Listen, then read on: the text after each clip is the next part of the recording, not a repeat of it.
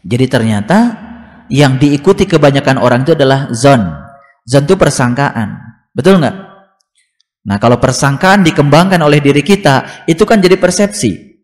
Persepsi dikembangkan oleh diri kita, itu kan jadi paradigma. Paradigma dikembangkan oleh diri kita, itu jadi prinsip. Kalau kita sudah memegang satu prinsip, dan prinsip kita yang paling benar, maka ujung-ujung kan menyalahkan orang lain. Lalu kita mulai menghakimi orang lain, mulai menjudge orang lain. Nah, setelah itu kita menghukum orang lain yang kita anggap beda dari diri kita. Subhanallah. Hanya untuk memuaskan hawa nafsu, terkadang orang rela mengorbankan orang lain untuk disakiti. Itu sifat apa itu? Sifat rendah. Ya. Kalau kita menyaksikan adegan di dunia, di planet binatang, itu kan biasanya ada singa yang mengejar binatang lain, kemudian ditangkap, setelah itu kemudian digigit lehernya dan mati. Setelah mati kemudian rebutan. Betul? Rebutan apa itu? Rebutan daging. Di planet binatang kita diajarin ternyata yang rebutan daging itu singa, macan. Nah, sekarang rebutan daging ini sudah bergeser, bukan di hutan, di masjid.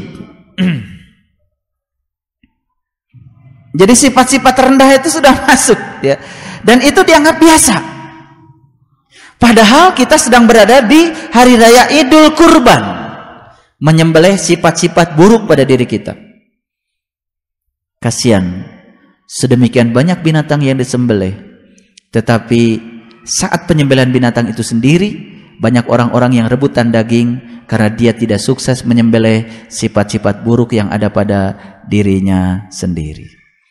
Inilah yang oleh Allah di dalam Quran dikatakan, tinggalkanlah kebanyakan mereka yang menjadikan agama sebagai main-main dan senda gurau. Jadi enggak sungguhan beragamanya. Subhanallah. Baik, kita teruskan. Ya. Kita masuk pada ayat yang ke-111.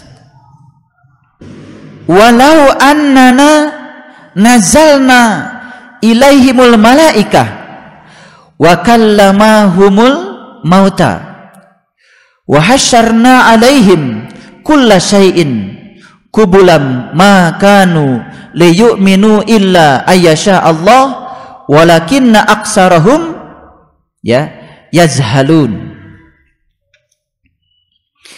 Kalau sekiranya kami turunkan malaikat kepada mereka dan orang-orang yang telah mati berbicara dengan mereka, dan kami kumpulkan segala sesuatu ke hadapan mereka, niscaya mereka tidak akan beriman kecuali jika Allah menghendaki. Tetapi kebanyakan mereka tidak mengetahuinya. Ini cerita tentang orang-orang yang sangat sulit untuk bisa mendapatkan iman. Wa kadzalika ja'alna likulli nabiyyin aduwan. Dan demikianlah kami jadikan bagi tiap-tiap nabi itu musuh. Kita sudah tahu bedanya nabi dan rasul.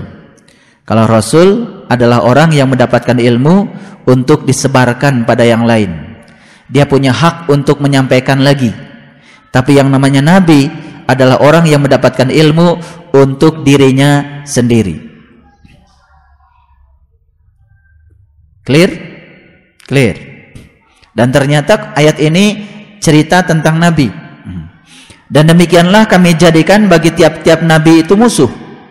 Nabi adalah orang yang mendapatkan ilmu untuk dirinya sendiri. Tentu saja ilmu yang dimaksud di sini adalah ilmu tentang kenabian, yaitu ilmu tentang ketuhanan, ilmu tentang Allah.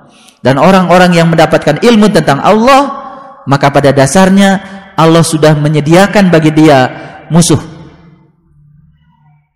Oke? Siapa musuhnya? Allah menjelaskan lebih detail lagi. Musuhnya adalah sayatinal insi wal jinni. Musuhnya itu adalah syaitan-syaitan dari jenis manusia dan jin. Ya, saya mau nanya, Nabi manusia bukan? Manusia.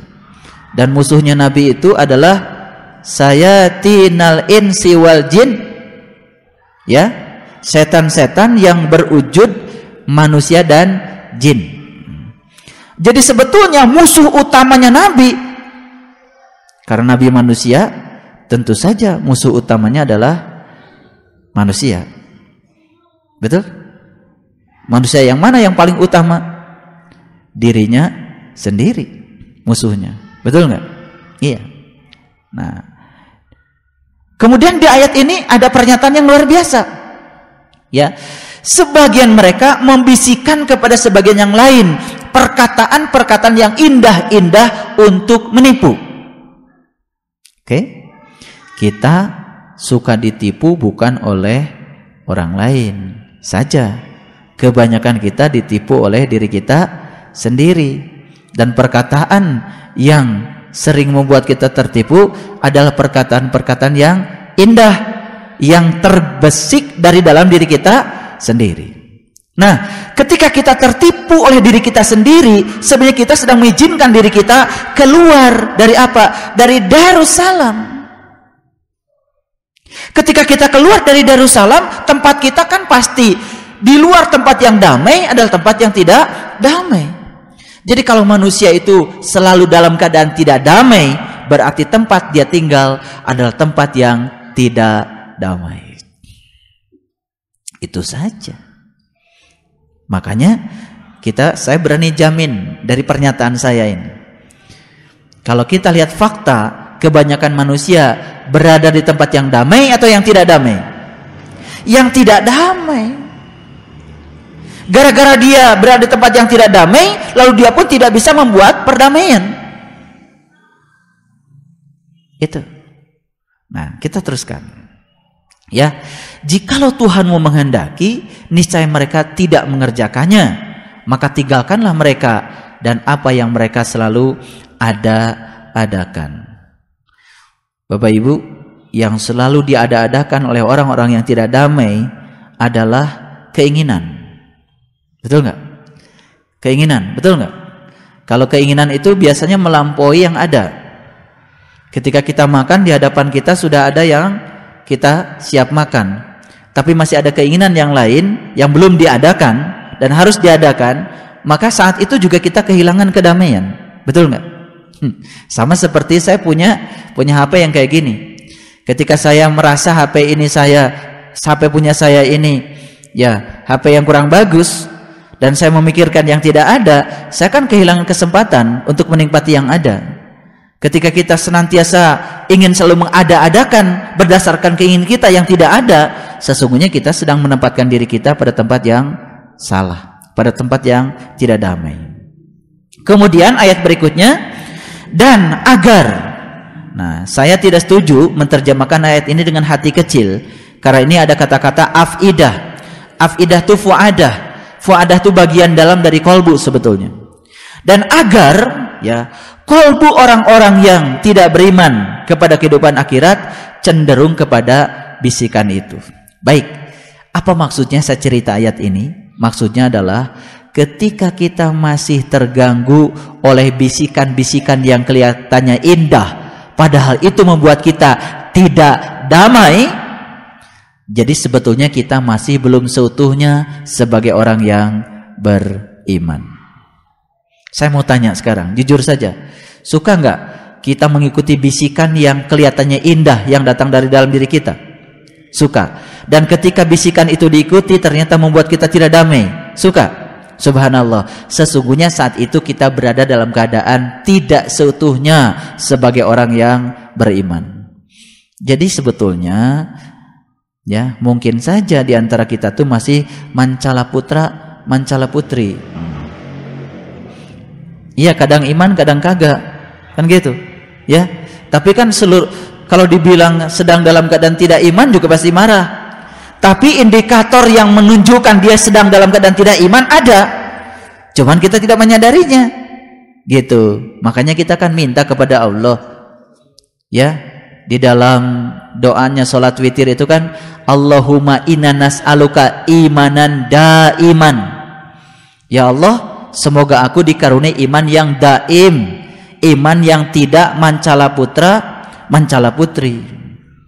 Iman yang senantiasa mencerminkan keimanan itu sendiri, iman yang mencerminkan indikator keimanan itu sendiri. Nah, pengakuan semua orang juga pasti ingin disebut sebagai orang yang beriman. Tetapi ciri iman itu jarang ada di dalam dirinya. Justru yang ada adalah ciri sebagai orang yang tidak beriman. Ciri orang yang beriman itu pasti tentram batinnya. Karena Allah mengatakan, alladzina amanu wa tatma'innu qulubuhum bi dzikrillah, ala bi dzikrillah tatma'innul qulub. Dan sesungguhnya orang-orang yang beriman itu kolbunya senantiasa tentram karena dia bisa mengingat kepada Allah.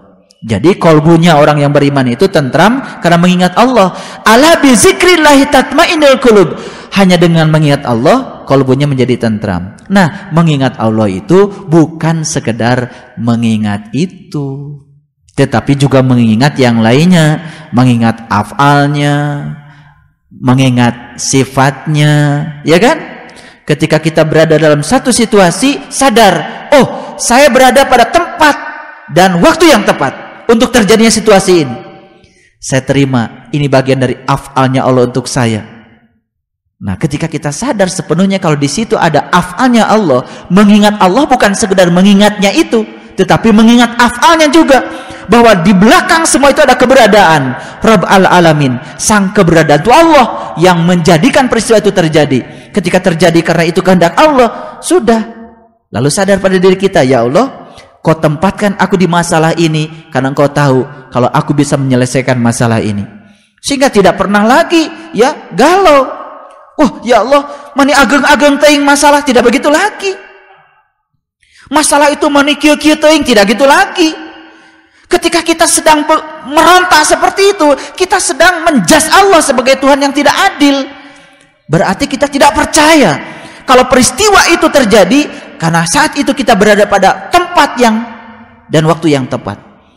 Kalau kita percaya berada pada tempat dan waktu yang tepat, dan yang mentakdirkan adalah Allah untuk terjadi peristiwa itu, tidak merontak lagi. Yang ada adalah menerima seutuhnya. Itulah kerelaan, dan kerelaan itulah yang mengantarkan kita pada Darussalam. Baik, kita teruskan ya. Mereka merasa senang kepadanya, dan supaya mereka mengerjakan apa yang mereka kerjakan.